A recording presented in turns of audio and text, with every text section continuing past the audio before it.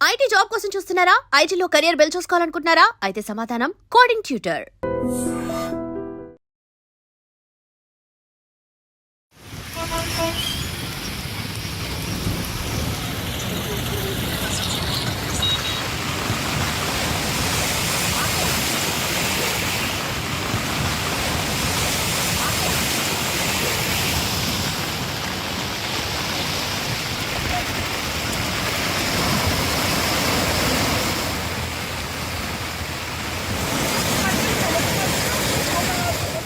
మోంతా తుఫాను దూసుకొస్తోంది, వేగంగా కదులుతూ ముంచుకొస్తోంది. ఏపీకి డేంజర్ అలర్ట్ మోగిస్తోంది. తీవ్ర వాయుగుండం కాస్త బలపడి తుఫానుగా ఇప్పుడు కదులుతూ రేపటికి తీవ్ర తుఫానుగా మచిలీపట్నం, కాకినాడ తీర ప్రాంతంలో తీవ్ర తుఫానుగా తీరం దాటనుంది. దీంతో ఏపీకి డేంజర్ బెల్స్ మోగుతున్నాయి.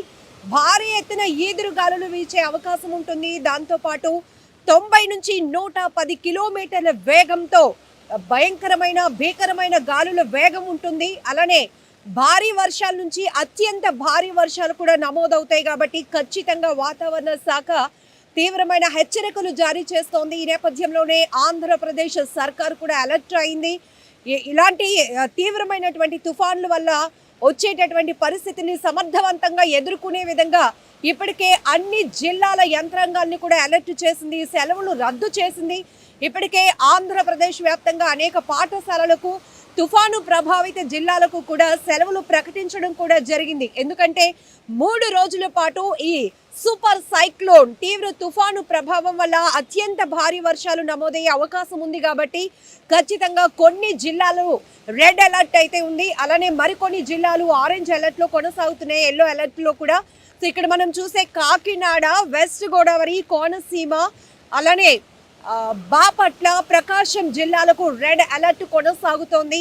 ఈ ప్రాంతాల్లో అంటే రేపటికి తీవ్ర తుఫానుగా కళింగపట్నం, మచిలీపట్నం, కాకినాడ వద్ద తీవ్ర తుఫాను మోంతా తీరం దాటే అవకాశం ఉంటుంది. కాబట్టి భారీ వర్షాల నుంచి అత్యంత భారీ వర్షాలు ఈ జిల్లాలో నమోదవుతాయి. ఖచ్చితంగా అన్ని జిల్లాల యంత్రాంగాలు కూడా అప్రమత్తమయ్యాయి. అలాగే తుఫాను ప్రభావిత జిల్లాలు ఏవైతే ఉన్నాయో వాటిలో ప్రత్యేకమైన అధికారులను కూడా అధికార యంత్రాంగం మానిటరింగ్ చేసుకునేందుకు కూడా రాష్ట్ర ప్రభుత్వం ఏర్పాటు చేయడం జరిగింది.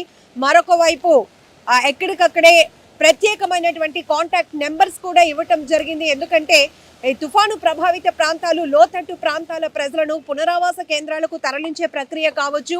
అలానే సెల్ నెంబర్ కూడా ప్రొవైడ్ చేయడం జరుగుతోంది. కంట్రోల్ రూమ్లు ఏర్పాటు చేశారు, కంట్రోల్ నెంబర్లు కూడా ఏర్పాటు చేయడం జరిగింది.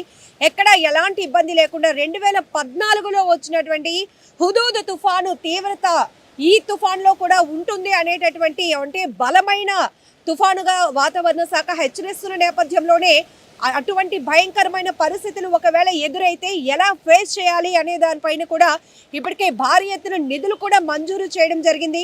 ఎన్డీఆర్ఎఫ్, ఎస్డీఆర్ఎఫ్ బృందాలను కూడా అలర్ట్ చేయడం జరిగింది. మరొక వైపు తీర ప్రాంత జిల్లాలు ఏవైతే ఉన్నాయో, బీచ్ ఉన్నటువంటి సిటీస్, బీచ్ సిటీస్ మరింత అప్రమత్తంగా ఉండాల్సినటువంటి అవసరం ఉంది. బీచ్ ప్రాంతాలకు అయితే అనుమతులు రద్దు చేశారు. ఎందుకంటే అలల ఉధృతి వల్ల సముద్ర తీర ప్రాంతం అల్లకల్లోలంగా కనిపిస్తూ ఉంది. ఉదయం నుంచి కూడా ఎడతెరిపి లేకుండా కురుస్తున్న వర్షాలకు కూడా పరిస్థితి ఏ విధంగా ఉండబోతోంది, మరొక 48 గంటల్లో ఎలాంటి ప్రభావం ఉండబోతుంది అనేది కూడా ఇప్పటికే మనం అందరం కూడా అంచనా వేయొచ్చు. గత 4 రోజుల నుంచి కూడా వాతావరణ శాఖ హెచ్చరికలు జారీ చేస్తోంది. 26, 27, 28, 29 ఈవెన్ 30 తేదీ వరకు కూడా ఈ మోంతా తుఫాను ఎఫెక్ట్ ఉంటుంది. కాబట్టి మొత్తం ఏదైతే వాతావరణ శాఖ సూచిస్తున్న ప్రకారం ఆయా జిల్లాల ప్రజలు మరింత అప్రమత్తంగా ఉండాల్సిన పరిస్థితి ఉంది. ఎందుకంటే ప్రమాదం ఎప్పుడు ఎటువైపు నుంచి విరుచుకు పడుతుందో తెలియదు. కాబట్టి ఎక్కువ శాతం మనం భారీ వర్షాల నేపథ్యంలో చూస్తాం పెద్ద పెద్ద హోర్డింగ్లు ఎగిరిపడటం, అలానే అపార్ట్మెంట్ల పైన ఉన్నటువంటి వాటర్ ట్యాంకులు ఎగిరిపడి కింద చాలా మందికి ఇబ్బంది కలిగించే పరిస్థితులు ఉంటాయి. హోర్డింగ్లు ఎగిరిపడి దానికి ఉన్నటువంటి ఐరన్ రేకులు కూడా ప్రయాణిస్తున్న వాళ్ళకి తగలటం, ఇవన్నీ మన గత అనుభవాలు నేపథ్యంలోనే హుదూద్ తుఫాను సమయంలో ఎలాంటి పరిస్థితులు ఉన్నాయో. సో ప్రెసెంట్ ఇప్పుడైతే మనం వాతావరణం ఎలాంటి సిచ్యువేషన్ ఉందో చెప్పడానికి వైజాగ్ బీచ్ దగ్గరకు వచ్చాం. గొడుగులు సైతం వెనక్కి ఎగిరిపోతున్నాయి. బట్ ఏంటంటే మీ అందరికీ అలర్ట్ చేస్తుంది ఒకటే, మరొక వైపు ప్రభుత్వం విద్యుత్ శాఖను, టెలికాం శాఖను, నీటి సరఫరా శాఖను ముఖ్యంగా, ఎందుకంటే ఇవంతా అత్యంత అవసరం కాబట్టి ప్రజలు ఎక్కడ ఇబ్బంది పడకూడదు ఈ 4 రోజుల పాటు. కాబట్టి అత్యంత అవసరమైనటువంటి శాఖలు ఏవైతే ఉన్నాయో వారందరినీ కూడా అలర్ట్ చేయడం జరిగింది. మరొక వైపు సెల్ టవర్స్ సిగ్నల్ కూడా అంతరాయం కలిగే అవకాశం ఉంటుంది కాబట్టి డీజిల్ తో రన్ చేసే ఏర్పాట్లు కూడా ఇప్పటికే చేయడం జరిగింది. కంట్రోల్ రూమ్లు ఏర్పాటు చేశారు. ఏ జిల్లాలకు ఎలాంటి కంట్రోల్ రూమ్లు ప్రొవైడ్ చేశారు అనేది కూడా ప్రభుత్వం ఎప్పటికప్పుడు హెచ్చరికలు జారీ చేస్తూనే ఉంది. మరొక వైపు రేపు కళింగపట్నం, మచిలీపట్నం, కాకినాడ వద్ద మోంతా తీవ్ర తుఫానుగా తీరం దాటుతుంది కాబట్టి అత్యంత భారీ వర్షాలు నమోదయ్యే ప్రాంతాలు మాత్రం చాలా అలర్ట్ గా ఉండాల్సినటువంటి అవసరం ఉంటుంది. కేవలం తుఫాను పరిస్థితులు చూడడం కాదు, దానివల్ల ఎదురయ్యేటటువంటి పరిస్థితులు కూడా ప్రజలు అలర్ట్ గా ఉండాలి. స్వచ్ఛందంగానే కొన్ని జాగ్రత్తలు తీసుకోవాలి. సో ఇలాంటి వెదర్ కండిషన్ లో బాగుంటుంది, బీచ్కి వెళ్దామనే ఆలోచనలు మాత్రం అస్సలు చేయొద్దు. రోడ్డు మీద కూడా ఎప్పటి నుంచి, ఎటువైపు నుంచి గాలుల వేగం వల్ల ప్రమాదాలు పొంచి ఉంటాయో మనకు తెలియదు కాబట్టి ముందుగానే ఊహించి ముందస్తు జాగ్రత్తలు తీసుకోవాల్సిందిగా కూడా హెచ్చరికలు జారీ చేస్తోంది ప్రభుత్వం. నిజంగా ప్రస్తుతం ఉన్నటువంటి సమాజం దేనికి ప్రయారిటీ ఇస్తుంది? ఆర్థిక సంబంధాల చుట్టూ మాత్రమే తిరుగుతుంది. మళ్ళీ ఎన్నికలంగానే చాలా విరక్తి కలుగుతున్నాం.